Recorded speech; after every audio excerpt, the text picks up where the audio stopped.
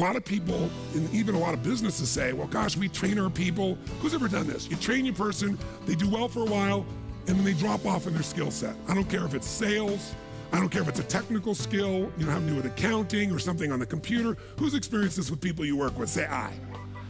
Now you're highly motivated. It's your business, or you're the leader in the business, or you're the manager, or you're the head of department, or whatever. So you got a lot of drive. So you bring emotion to the table and you do enough repetition that you master it. They don't.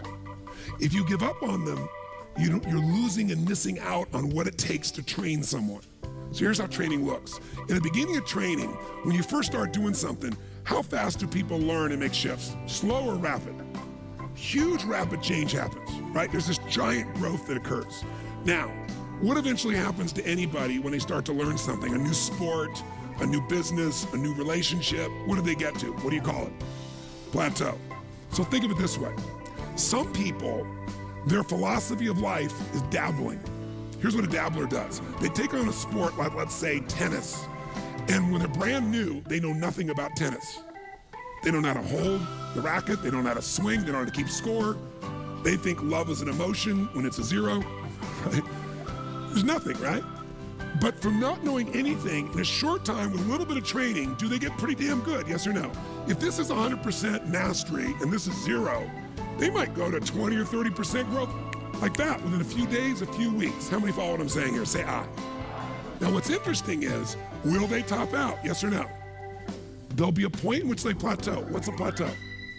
It's when you're doing the same amount of effort, but you're not getting the same level of reward. You're not making the same progress.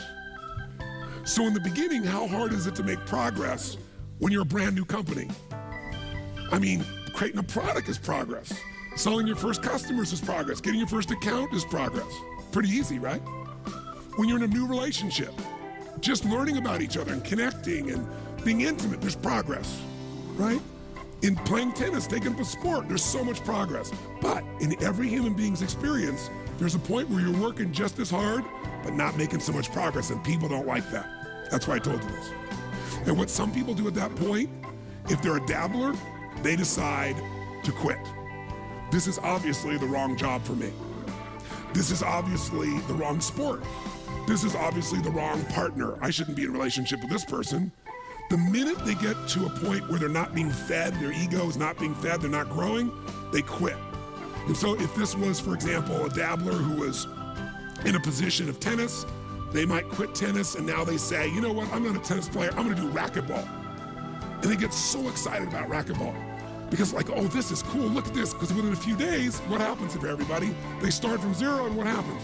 Lots of what? Tell me, lots of progress, which feels really good, really fast. They didn't know how to racket.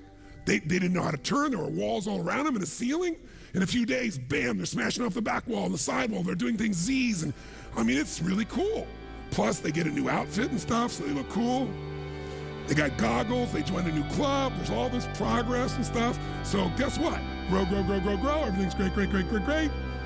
But eventually, who knows what happens? Eventually, they hit a plateau. And guess what? Rather than training themselves further for mastery, what do? They say it's the wrong sport. I shouldn't do this. I shouldn't be a racquetball player. And if I was going to show you as an example, you grab this real quick.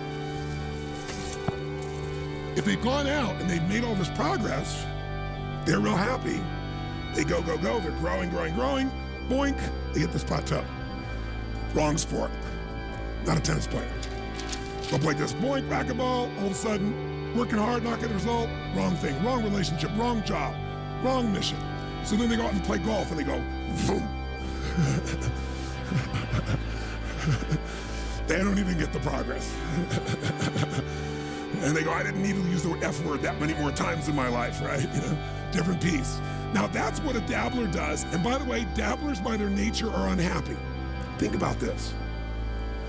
Even with all the economic challenges that exist, most people in North America for sure have a better quality of life than 95% of the planet. 95% of the planet is living on what? How much? 2/3 of the planet, I should say, is living on $2 a day. Your worst nightmare is somebody else's greatest dream. Most of the planet's greatest dream. Your idea of economic downfall is somebody's dream. That's the truth. And so what happens though is, would you agree we have more choices, more freedoms, more opportunities today than any time in human history, yes or no? Are most people's happy? Is their happiness tied to the quality of life they really have? Because we're a world now that's shallow. Most people are dabblers. They try something for a while, it doesn't work out, they do something else. Now you wouldn't be in this room for 5 days if you were a dabbler, but how many of you got to deal with some of these dabblers out there? Say I. Dabblers are the people you want to make sure you keep off your team or get off quickly, because they're going to quit anyway. And the time, energy, and effort it takes to train a dabbler is the same energy you could have a platinum player. And we're going to show you some ways to do that later on. But let me show you another path for a second before we show you the rest of the training effect. Let's take the path of what I call a stressor. Here's the stressor's philosophy. I find the way. Who can relate to this? Say I. I'm going to find the way, I'm going to achieve it. So they take up a sport like tennis, and it goes like this, and they're doing really, really well, and it's going really good, but eventually, boink, they hit a plateau. Here's the difference. Does the stressor quit? Ever quit? Yes or no?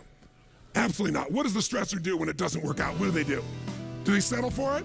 What if they actually get a little worse for a short time? What happens? They really get stressed and they go, screw this, I'm going to find a way, I'm going to break through, I'm going to learn a book, I'm going to find someone, I'm going to get a coach, I'm going to make this thing happen, I'm going to find a way, I'm going to find whatever it takes to make this thing happen. Poosh! And they break through, ladies and gentlemen. Come on, they break through, ladies and gentlemen.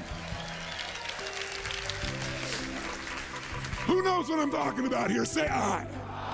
And by the way, they break through and all of a sudden they start making progress, and they're so happy, and all of a sudden, guess what happens? Boink. And you go, damn! How the hell, well, how could that happen? I've been working my tail off. I just had this breakthrough. I just worked through this thing. I just fought through it. But by the way, do they hit another plateau? Yes or no? So, what happens here? Do they give up? Do they quit? Do they go, it's the wrong sport? What does the stressor do? They stress out, shit, I'm gonna find a way, I'm gonna make this thing happen, I gotta make this thing, come on, figure something out, let's find this thing, I'm gonna work hard, I'm gonna make more calls, I'm gonna make this thing happen. And all of a sudden, eventually, what happens? Poof! Ladies and gentlemen, they break through again, come on now.